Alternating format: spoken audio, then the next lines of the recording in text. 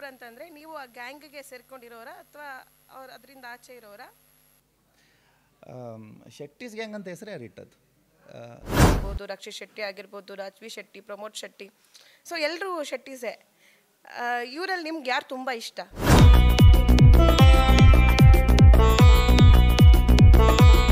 S, ಈ Shetty's gang ಅಂತ ಇದೆ, ಅದು ಈಗ ಯೂಶಲಿ ರನ್ನಿಂಗಲ್ಲಿರುವಂಥ ಹೆಸರು. ಸ್ಯಾಂಡಲ್ವುಡ್ ಅಂತಂದರೆ ಈಗ ಬರ್ತಿರುವಂಥ ಸಿನಿಮಾಗಳು ಹಿಟ್ ಆಗ್ತಿದೆ ಅಂದರೆ ಅದು ಶೆಟ್ಟೀಸ್ ಗ್ಯಾಂಗಿಂದ ಬಂದು ಮಾಡಿರೋ ಸಿನಿಮಾಗಳು ಹಿಟ್ ಆಗ್ತಿರುವಂಥದ್ದು ಅಂತ. ನೀವು ಇವಾಗ ಮಂಗಳೂರು ಅಂತಂದರೆ ನೀವು ಆ ಗ್ಯಾಂಗ್ಗೆ ಸೇರ್ಕೊಂಡಿರೋರಾ ಅಥವಾ ಅವ್ರು ಅದರಿಂದ ಆಚೆ ಇರೋರಾ? ಶೆಟ್ಟಿಸ್ ಗ್ಯಾಂಗ್ ಅಂತ ಹೆಸರೇ ಇಟ್ಟದ್ದು. ನಮ್ಮ ಶೆಟ್ಟಿಯವರಲ್ಲ ಅನಿಸುತ್ತೆ, ಬಟ್ ಕುಡ್ಲಾಸ್ ಗ್ಯಾಂಗ್ ಅಂತ ಇದ್ದರೆ ಚೆನ್ನಾಗಿರುತ್ತೆ. ಯಾಕೆಂದರೆ ಆರ್ಟಿಸ್ಟ್ಗಳಿಗೆ ರೆಸ್ಪೆಕ್ಟ್ ಇದೆ, ಬಟ್ ಕುಡ್ಲಾಸ್ ಗ್ಯಾಂಗ್ ಅಂದರೆ ಚೆನ್ನಾಗಿರ್ತಿತ್ತು. ಬಟ್ ಅದು ಶೆಟ್ಟೀಸ್ ಗ್ಯಾಂಗ್ ಆಗಿದೆ ಈಗ. ಹೌದು, ನಾನು ಕೇಳಿದೆ. ಬಗ್ಗೆ ನಿಮ್ಗೇನಾದರೂ ಗೊತ್ತಾ? ಇಲ್ಲ, ನನಗೆ ಅಷ್ಟೊಂದು ಗೊತ್ತಿಲ್ಲ. ಈಗ ಈ ಸ್ಯಾಂಡಲ್ವುಡ್ನಲ್ಲಿ ಮಂಗಳೂರಿನಿಂದ ಬಂದಿರುವಂಥ ನಟರು ತುಂಬ ಜನ ಸಿಕ್ಕಾಪಟ್ಟೆ ಹೆಸರನ್ನ ಮಾಡಿದ್ದಾರೆ. ರಿಷಬ್ ಶೆಟ್ಟಿ ಆಗಿರ್ಬೋದು, ರಕ್ಷಿತ್ ಶೆಟ್ಟಿ ಆಗಿರ್ಬೋದು, ರಾಜ್ವಿ ಶೆಟ್ಟಿ, ಪ್ರಮೋದ್ ಶೆಟ್ಟಿ, ಸೊ ಎಲ್ಲರೂ ಶೆಟ್ಟೀಸೇ.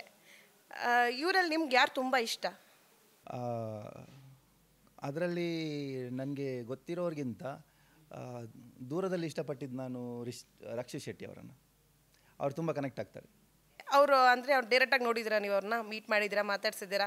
ಯಾಕಂದ್ರೆ ನಿಮ್ಮದೇ ಊರಲ್ವಾ, ನೀವು ಸಿನಿಮಾ ರಂಗದಲ್ಲೇ ಇರೋದ್ರಿಂದ ಯಾವತ್ತಾದರೂ ಮೀಟ್ ಮಾಡಿದ್ದೀರಾ ಅವ್ರನ್ನ?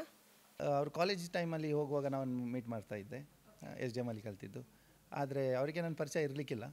ಆದರೆ ಎಲ್ಲ ನೀವು ಹೇಳಿರೋ ಅಷ್ಟು ಶೆಟ್ಟೀಸ್ಗಳಲ್ಲಿ ಯಾರೆಲ್ಲ ಇವಾಗ ಒಂದು ಲೆವೆಲ್ಗೆ ಬಂದಿದ್ದಾರೆ, ಅದರಲ್ಲಿ ಜಾಸ್ತಿ ನನಗೆ ಕನೆಕ್ಟ್ ಆಗೋದು ರಕ್ಷಿತ್ ಶೆಟ್ಟಿ ಮಾತ್ರ. ಸ್ಪೆಷಲಿ ಯಾಕೆ ಅಂದರೆ ಅವರ ಥಾಟ್, ಚಾರ್ಲಿ ಮೂವಿ ಎಲ್ಲ ತಂದ್ರಲ್ಲ, ಅದು ನನಗೆ ತುಂಬ ಕನೆಕ್ಟ್ ಆಯಿತು.